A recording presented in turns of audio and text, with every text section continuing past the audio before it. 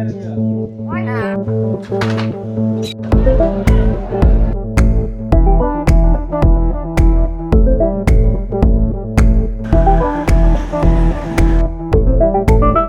যদি গুগলে লিখেন যে টাঙ্গাইল আসলে বিখ্যাত কিসের জন্য, তাহলে দুইটা নাম আসবে। একটি হচ্ছে টাঙ্গাইলের শাড়ি, আর একটি হচ্ছে 200 বছরের পুরনো চমচম। তো আজকের এই ভিডিওতে আমি আপনাদেরকে এই দুইটা জায়গার পাশাপাশি পুরো টাঙ্গাইল জেলাটা ঘুরে দেখানোর চেষ্টা করব। তো চলুন শুরু করা যাক।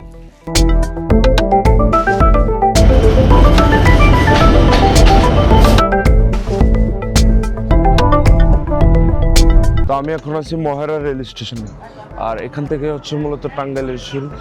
আর আমি টিকিট কাটছিলাম হচ্ছে ঢাকা থেকে টাঙ্গাইল, 210 থেকে 30 টাকা এরকম রাখে। আর এখন আমি নেমে গেছি হচ্ছে টাঙ্গাইলের আগের স্টেশন মহেরা রেল স্টেশনে, কারণ যে এখানে একটা জমিদার বাড়ি আছে, মহেরা জমিদার বাড়ি। এটাই মহেরা রেল স্টেশনের পাশে, প্রায় 1.5 কিলোমিটার। তো সময় এবং টাকা দুটো বাঁচাতে এখানে নেমে যাই। তো এদিক থেকে মূলত শুরু করবো টাঙ্গাইলের ট্যুর। তো এখন যাবো হচ্ছে সোজা মহেরা জমিদার বাড়ি। মহেরা জমিদার বাড়ি ঘুরেই ওখান থেকে মূলত ঢুকবো টাঙ্গাইল শহরের দিকে, তারপর ওখান থেকে শুরু করবো বাকি যাত্রাটা। আর আজকের আকাশটা খুবই মেঘলা, যে আপনারা উপরে দেখতে পাচ্ছেন। জানি না আসলে সম্ভব কি না আজকের টাঙ্গাইল ট্যুরটা।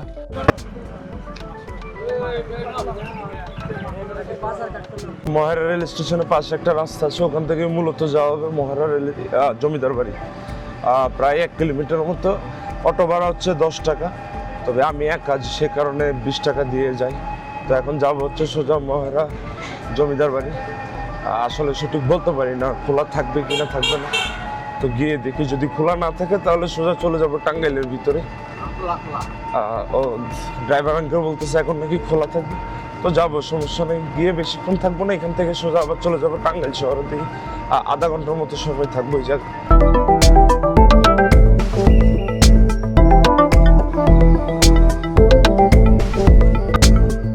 তো আমি এখন আছি ঠিক মহেরা জমিদার বাড়ির সামনের একটি মাঠে। এখানে হয়তো বা পুলিশদের ট্রেনিং করানো হয়। এখানে আসলে মাঠটা খুবই গুছানো। আর মহেরা জমিদার বাড়ি আসলে খোলা হয়ে হচ্ছে 8টা থেকে। টিকিট কাউন্টারের লোক এখনো আসে নাই, সে কারণে 9টা পর্যন্ত অপেক্ষা করতে হবে এই জায়গায়। আর এখন সময় হচ্ছে 8:30, আরও আধা ঘন্টা বসে থাকতে হবে এই জায়গায়। আর এখানে যতটুকু জানতে পারলাম, মহেরা জমিদার বাড়ির ভিতরে আসলে পুলিশদের ট্রেনিং করানো হয়, যার কারণে হয়তো বা ক্যামেরা ড্রোন রেখেও দিতে পারে, আসলে সঠিক বলতে পারি না। তারপর আমি জমিদার বাড়ির কিছু ফুটেজ আপনাদের দেখানোর চেষ্টা করব। আর সত্যি বলতে জমিদার বাড়ি নিয়ে আমার আসলে কোনো ইন্টারেস্ট নেই, তবে টাঙ্গাইলের বিখ্যাত একটি জমিদার বাড়ি এবং সব থেকে বড় জমিদার বাড়ি, সেই কারণে মূলত আসা। আমরা আসছি ঢাকা গাজীপুর থেকে। আমরা এখানে মহেরা জমিদার বাড়ি দেখতে আসছি এবং আরও কিছু দেখবো। এইটা জমিদার বাড়ি নাকি অনেক সুন্দর, অনেক আগের, অনেক কিছু এখানে ইতিহাস আছে, সেটা দেখতে আসছি। প্লাস এখান থেকে যাব 201 গম্বুজ মসজিদ, ওখানে নামাজ পড়বো ইনশাল্লাহ। তারপরে ওখান থেকে যাব রাবার বাগান, রাবার বাগান থেকে তারপরে মধুপুর আনারসপল্লী থেকে নবাববাড়ি হয়ে আমরা আজকে ঘুরতে আসছি। আমাদের টিমে 10 জন আছি ইনশাল্লাহ, আল্লাহ সহায় হন।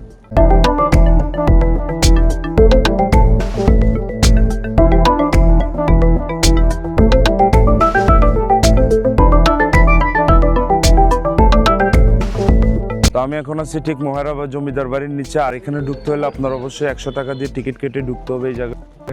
আর এখানের যে সম্পূর্ণ চেকিংয়ের দায়িত্ব আছে হচ্ছে আপনার পুলিশ, কারণ এটা হচ্ছে একটা পুলিশ ট্রেনিং ইনস্টিটিউট।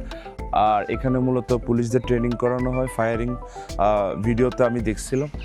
আর এখন হয়তো বা ট্রেনিং চলতেছে না, এই কারণে হয়তো বা আমার ক্যামেরাও আটকায়নি। ক্যামেরা নিয়ে আসছি, ভাবছিলাম হয়তো বা আটকাবে, কিন্তু ক্যামেরা আটকায়নি। তো এখন আমি ভিডিও করতেছি ক্যামেরা দিয়ে। তো আমার ব্যাগের ভিতর ড্রোনও আছে, কোনো সমস্যা হয়নি। আর এই জমিদার বাড়ির আশেপাশে আরও অনেক বাসভবন আছে, ঘুরে দেখা যাবে, তবে কোনো রুমের ভিতরে ঢোকা যাবে না, কারণ ওখানে হচ্ছে আপনার এখানে যে সরকারি কর্মকর্তারা থাকে এই জায়গায়, তারপর পুলিশের লোকেরা এখানে থাকে। আর এখানের ইতিহাসটা আসলে এখানে একটু লেখা আছে, আমি আপনাদেরকে পড়ে শোনাই। চৌধুরী লজ নির্মাণকাল 1890 খ্রিস্টাব্দ। জমিদার বাড়ির স্থাপনাগুলোর মধ্যে চৌধুরী লজের অবস্থান ঠিক পূর্ব পার্শ্বে। এখানে কি লেখা? চৌধুরী ভবনের প্রধান ব্যক্তিত্ব ছিলেন সুবীন্দ্র কুমার রায় চৌধুরী।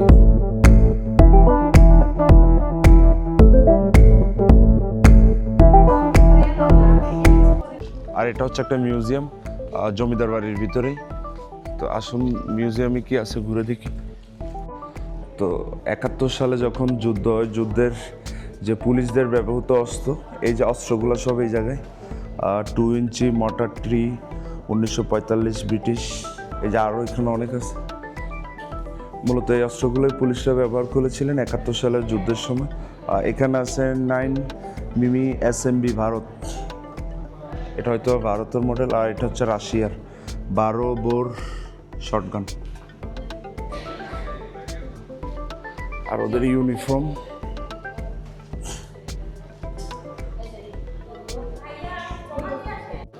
আর এগুলো হচ্ছে জমিদারদের ব্যবহৃত কলসি। এই যে ইতিহাসের সাক্ষী মহেরা জমিদার বাড়ি।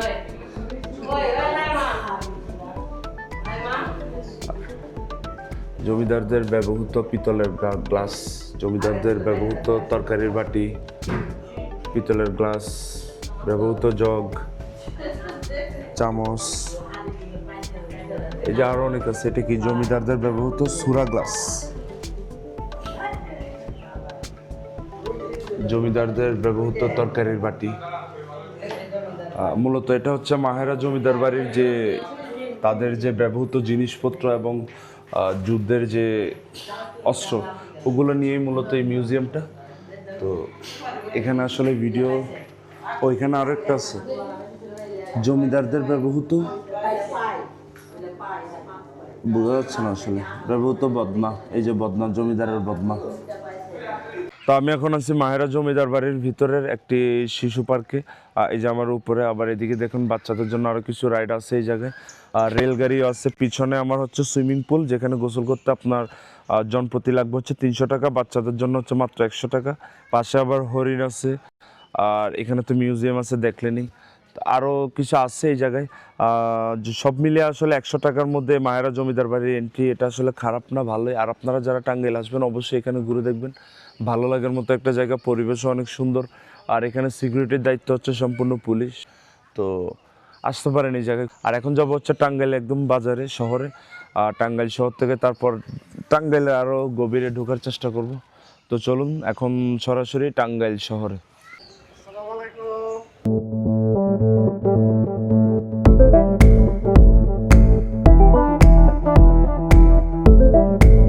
মাহেরা জমিদার বাড়ি থেকে আসলাম হাইওয়েতে। এই হাইওয়ের নাম হচ্ছে ডুবাইল। ওই যে লেখা ডুবাইল বাস স্ট্যান্ড। ওদিক দিয়ে সাভার 53 কিলোমিটার, টঙ্গী 56 কিলোমিটার। আর আমি যাব হচ্ছে ওই দিক দিয়ে, টাঙ্গাইল শহরের রাস্তাটা ওই দিক দিয়ে। তো আমি রাস্তাটা পার হয়ে ওইদিকে যাবো। ওখান থেকে সিএনজি অথবা বাস করে যাব। 40 টাকা, 30-40 টাকার মতোই নিবে। আমি ট্রাই করবো সিএনজি দিয়ে যাওয়া। তো আর এখন সময় হচ্ছে সকাল 10:51। সুন্দর একটি রাস্তা। এটা হচ্ছে ঢাকার রাস্তা। আর এদিক দিয়ে হচ্ছে টাঙ্গাইল বাকি, অর্থাৎ ওইদিকে যাওয়ার আরও যেসব জেলা আছে আর কি ওইদিকে। আরেকটা কথা, টাঙ্গাইল জেলা হচ্ছে ঢাকা বিভাগেরই একটি জেলা।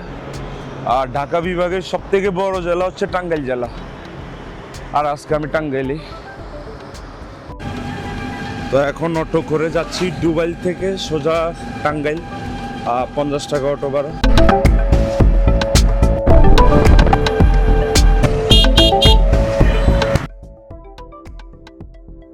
তো আমি আছি এখন টাঙ্গাইল শহরে।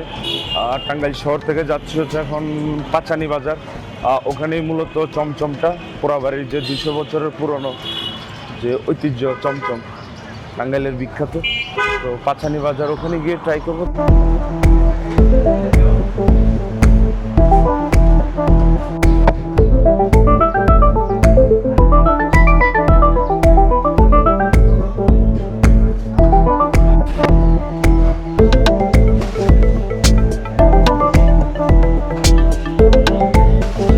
আমি এখন আছি জয়কালী মিষ্টান্ন ভান্ডারে।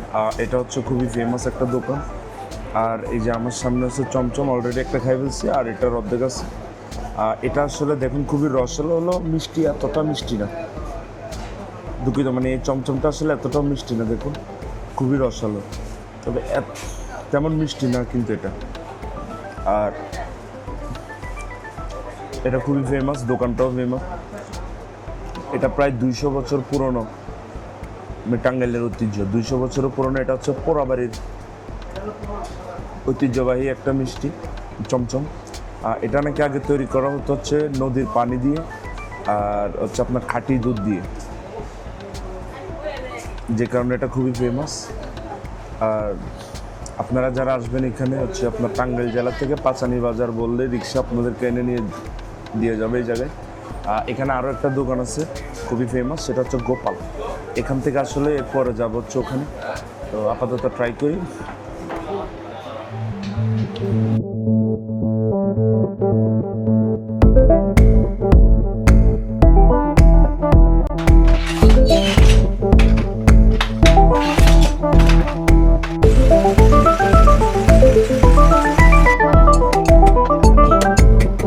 তো পাত্রাইল আসলে আপনারা রাস্তার সাথে দেখবেন হচ্ছে দোকান, শাড়ির দোকানগুলো, আর এখানের যে ফ্যাক্টরিগুলো এগুলো একটু গলির ভিতরে।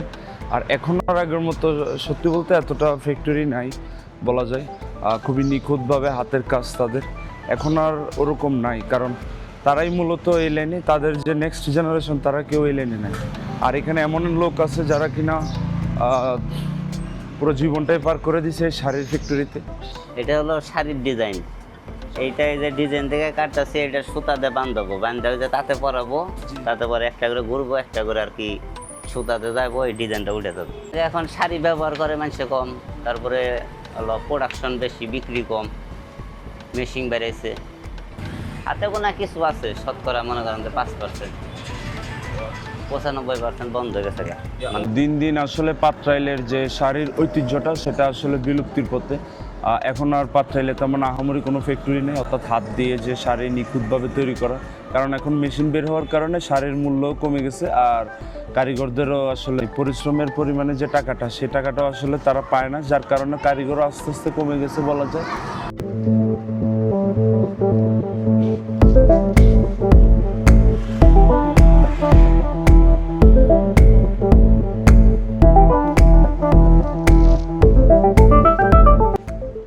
এগুলো কত করে? 1400। এটা হলো 1250। এটা 1250। কিসের কাপড় এটা? মাতুরাই বললো, মাতুরাই। মাতুরাই। তো আমি এখন আবার চলে আসছি টাঙ্গাইলের একদম শহরে। এখন যাব হচ্ছে নতুন বাস স্ট্যান্ড, ওখান থেকে যাব হচ্ছে মধুপুরে। বাপরে বাপ যে গরম, আমার শার্ট পোশাকের অবস্থা খুবই খারাপ। মামা নতুন বাস স্ট্যান্ড কত? 20 টাকা। 20 টাকা ভাই, 20 টাকা ভাই। আচ্ছা যাও টান দাও 30 টাকা। এখন যাচ্ছি হচ্ছে সোজা নতুন বাস স্ট্যান্ড, সেখান থেকে যাব হচ্ছে মধুপুর রাবার বাগান, তারপর মধুপুর ন্যাশনাল পার্ক, তারপর যাব হচ্ছে সেখান থেকে আবার কোথায় 201 গম্বুজ মসজিদ, সেখান থেকে আবার ঢাকা। তো যাই নতুন বাস স্ট্যান্ড।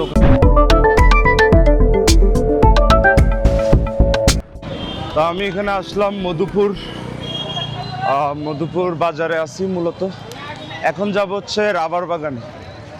আর এখানে মধুপুর বাজার এসে দেখি মধুপুরে আগুন লাগছে, এই যে দূরের থেকে ধোয়া দেখতেছি কিনা কে জানে। তো যাই আগুনের দিক দিয়ে একটু দেখাই।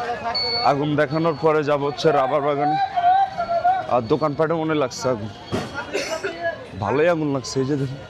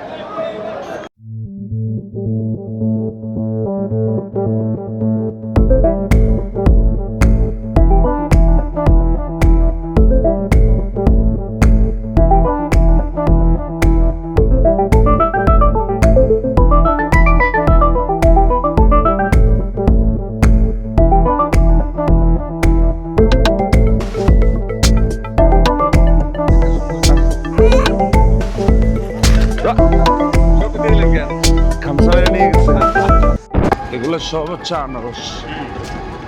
আর এই মধুপুর হচ্ছে আনারসের জন্য বিখ্যাত। এই মধুপুরের আনারস একটু পর অবশ্য ট্রাই করব। এই যে সব আনারসের ইয়া, এই যে দেখুন মধুপুর আসলে বিখ্যাতই হচ্ছে আনারসের জন্য।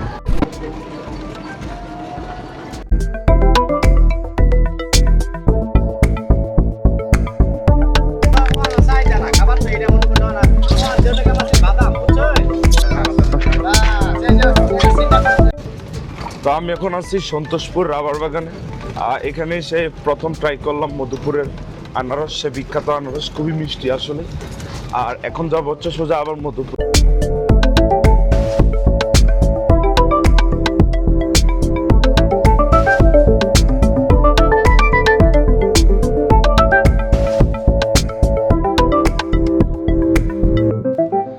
আসলে আমার আসতে আধা ঘন্টার মতো দেরি হয়ে যায়, যার কারণে আমি এসে পুরোপুরি ভিডিওটা আসলে নিতে পারি না। তবে আমি ড্রোন ফুটেজটা দেখাই দিব আপনাদেরকে ভিডিওতে। আর এটা হচ্ছে মসজিদের ভিতরের অংশ, এই যে 201 গম্বুজ মসজিদ। আমি তারপরে রাতের বেলা ছাদে যাওয়ার চেষ্টা করতেছি। তো আমি এখন আছি 201 গম্বুজ মসজিদের একদম যে কোনো একটি মিনারের উপরে। আর এই যে নিচে দেখেন 201টি যে গম্বুজ, ছোট ছোট হচ্ছে 200টা, আর ওটা হচ্ছে সবচেয়ে বড়। ওটা সব মিলে 201টি গম্বুজ এখানে। আর বিশ্বের সব থেকে বেশি গম্বুজওয়ালা মসজিদ হচ্ছে এটা। আর এটা হচ্ছে টাঙ্গাইলের মধুপুরে অবস্থিত। আর এখানে মিনার আছে টোটাল 8টা। আরেকটা বানানোর পরিকল্পনা আছে, আজ থেকে প্রায় 2-3 বছর আগে থেকে অর্থাৎ ভিডিওতে দেখছিলাম যে বানানোর পরিকল্পনা আছে, এরকম কিছু একটা শোনা গেছিলো। তবে এখনও বানায়নি বলা যায়। এখন সময় হচ্ছে 7টা। আমি প্রায় আসতে একটু দেরি করে ফেলি। তো এখন যাব হচ্ছে সোজা আবার টাঙ্গাইলে।